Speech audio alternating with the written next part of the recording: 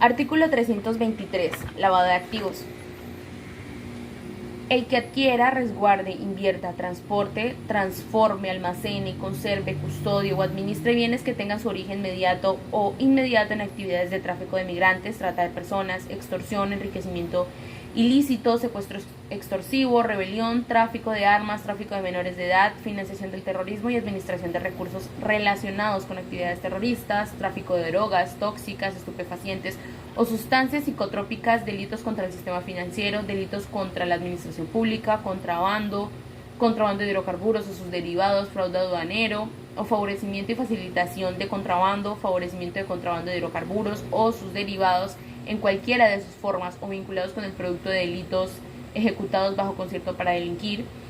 o les dé a los bienes provenientes de dichas actividades apariencia de legalidad o los legalice, oculte o encubra la verdadera naturaleza, origen, ubicación, destino, movimiento o derecho sobre tales bienes, o realice cualquier otro acto para ocultar o encubrir su origen ilícito, incurrirá presa sola conducta en prisión de 10 a 30 años y multa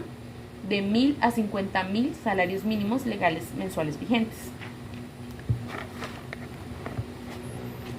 En el análisis dogmático tenemos que la tipicidad subjetiva,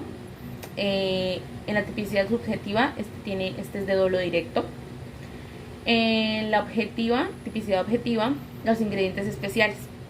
Los normativos son declaración de extinción de dominio, territorio extranjero, operación de cambio, importación. En los subjetivos, ocultar o encubrir su origen ilícito. En los elementos esenciales del tipo, el sujeto pasivo es el Estado, una persona jurídica. En el sujeto activo es el que, es un indeterminado singular. En el verbo rector tenemos que es adquiera, resguarde, invierta, transporte, transforme, almacene, conserve, custodie o administre. Este es un verbo rector compuesto. En el objeto material tenemos que es real y en el objeto jurídico es el orden económico y social. Para el análisis de la sentencia tenemos que la corporación es la Corte Suprema de Justicia, el radicado 49906, magistrado ponente Luis Antonio Hernández Barbosa, Bogotá, 6 de mayo de 2020. En el problema jurídico tenemos que es resolver los dos cargos por violación indirecta de la ley sustancial por errores de hecho. El primero derivado de un falso raciocinio y el segundo por un falso juicio de identidad. En los hechos jurídicamente relevantes. El 14 de agosto de 2014, en el muelle de llegadas internacionales del aeropuerto El Dorado de Bogotá, el ciudadano turco Isaan Taruk, quien arribó a esta ciudad en un vuelo procedente de Frankfurt, Alemania, fue interceptado por miembros de la Policía Nacional, luego de que uno de los caninos guías señalara su equipaje como posible contenedor de divisas. Al verificar el contenido de la maleta, los funcionarios de la Policía Fiscal y Aduanera hallaron oculta en su interior una suma de dinero en efectivo equivalente a 151.362.788 pesos con 72 centavos, representados en 59.610 euros, 255 liras turcas y 940.000 pesos colombianos, los cuales no fueron declarados por el pasajero ante las autoridades aduaneras. La sentencia de primera instancia se profirió el 8 de marzo de 2016, en la que, conforme lo anunciado en el sentido del fallo,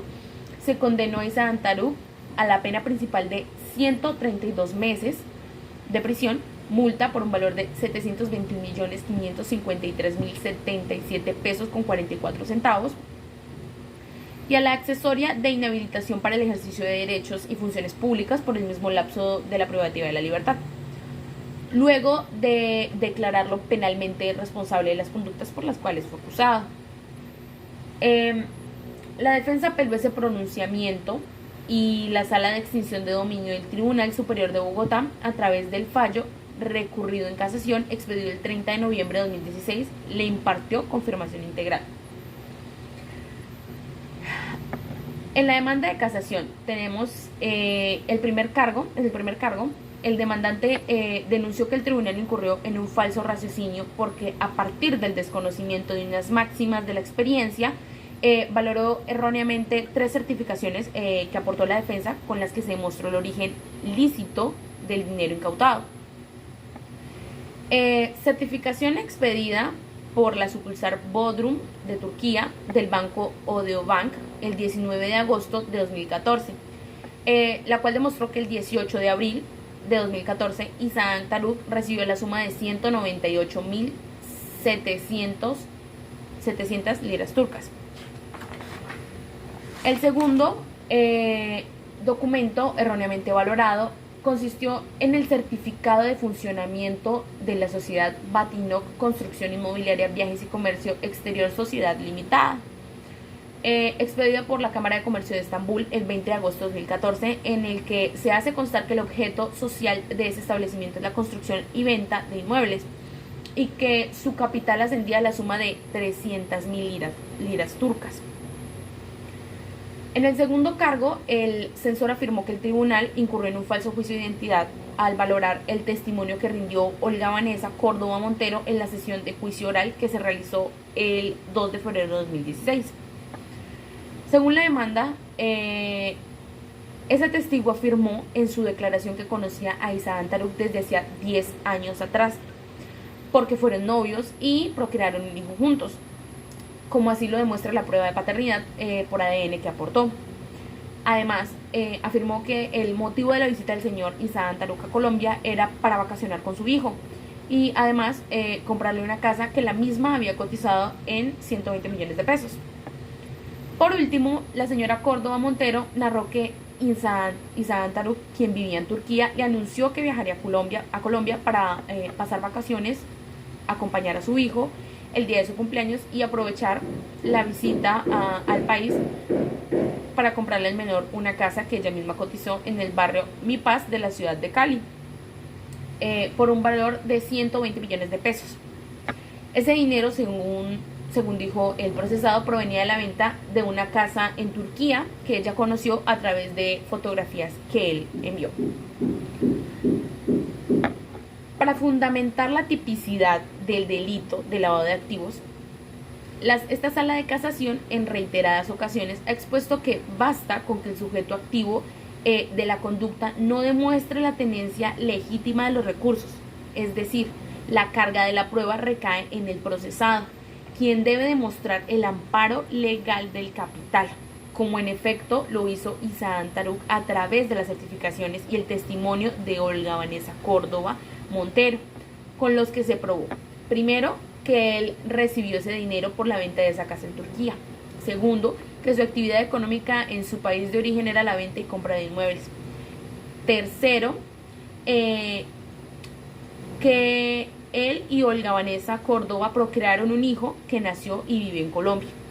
y cuarto, que los propósitos de su viaje a este país eran visitar a su hijo durante la época de su cumpleaños y comprarle una casa con el capital que obtuvo por la venta del inmueble en Turquía.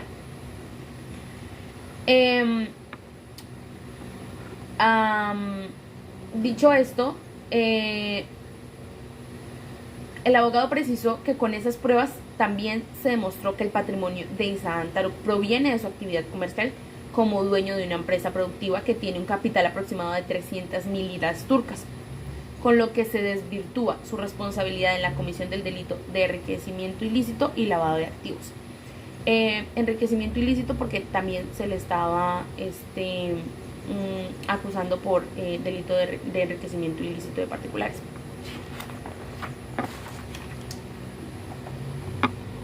Obiter dicta.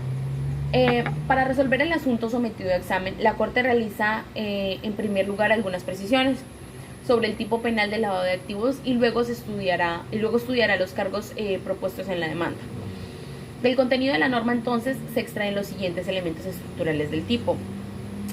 penal de lavado de activos. Primero, la conjugación de alguno de los verbos allí descritos: adquirir, resguardar, invertir, transportar, transformar, custodiar o administrar bienes. Segundo, que esa conducta recaiga sobre bienes que tengan su origen mediato o inmediato en alguna de las actividades delictivas incluidas en dicha disposición. La sala no discute la necesidad de probar la realización de alguno de los verbos contenidos en la norma. La controversia radica en el nivel de conocimiento que debe alcanzarse frente al segundo elemento estructural del tipo penal, el origen inmediato o inmediato de los bienes en alguna de las actividades ilícitas allí descritas. Sobre el particular, la Corte afirmó en primer lugar que el delito de lavado de activos es autónomo respecto de las actividades delictivas que dieron origen mediato o inmediato a los bienes sobre los que recae la conducta. En segundo lugar, que por tal razón no se requiere que exista una sentencia condenatoria por un delito en específico del que se hayan derivado dichos bienes o ganancias. Que tampoco es exigible la demostración de que el delito base se cometió en específicas circunstancias de tiempo, modo y lugar. Que basta con que se establezca que los bienes sobre los que recae la conducta tienen origen mediato o inmediato en alguna de las actividades al margen de la ley que enlista la norma. Por último, tampoco se requiere que la persona a la que se le acusa por el lavado de activos haya participado en alguna de las actividades ilícitas que dieron origen a esos capitales. En las consideraciones de la Corte se pronuncia sobre la demanda, diciendo que en ningún error de los enunciados en el primer cargo de la demanda incurrió el tribunal cuando al valorar los aludidos documentos concluyó que los mismos no resultaban suficientes para demostrar la procedencia ilícita del dinero incautado. Con todo y al margen de que no se demostraron los errores propuestos en la censura, advierte la sala que el tribunal sí incurrió en un falso raciocinio derivado de la violación del principio de razón suficiente, porque la motivación que esgrimió para sustentar la condena no basta para sostener una decisión de tal naturaleza. En efecto, los jueces de instancia decidieron condenar a Isaac Antaruc por el delito de lavado de activos con fundamento en dos únicas premisas. Primero, el hallazgo de la suma de dinero oculta en el equipaje del procesado. Segundo, la inferencia de que ese capital es de origen ilícito por la supuesta ausencia de pruebas sobre su ilicitud. Como lo ha precisado la sala en recientes pronunciamientos, la configuración del delito de lavado de activos exige la demostración a través de prueba directa o indirecta del elemento estructural del tipo penal, que se refiere al origen de los bienes sobre los que recae la conducta. Así se precisó en la sentencia SP 17909-2017. Ya en la ratio decidendi encontramos que, de acuerdo con lo expuesto, entonces aparece como conclusión evidente que el tribunal, al realizar la construcción indiciaria en la que sustentó la condena de Isaac Antaruc, incurrió en un error de hecho por falso raciocinio, porque sin contar con prueba demostrativa de un hecho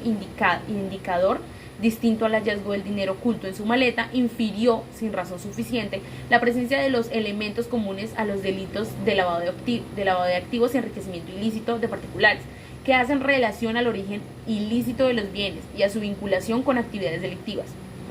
Evidenciado el yerro cometido por el fallador de segundo grado en la justificación de la sentencia proferida, concluye la sala que,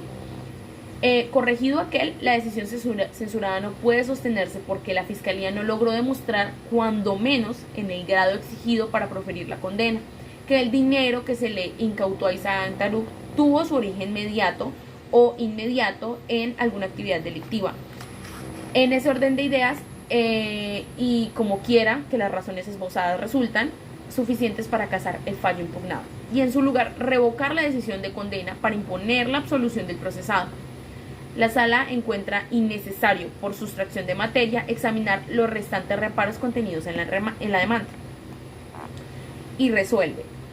casar la sentencia proferida el 30 de noviembre de 2016 por la Sala de Extinción de Dominio del Tribunal Superior de Bogotá, que confirmó la dictada el 8 de marzo del mismo año por el Juzgado Tercero Penal del Circuito Especializado de esa ciudad, en la que se condenó a Isaac Antaruc como autor del concurso heterogéneo de los delitos de lavado de activos y enriquecimiento ilícito de particulares.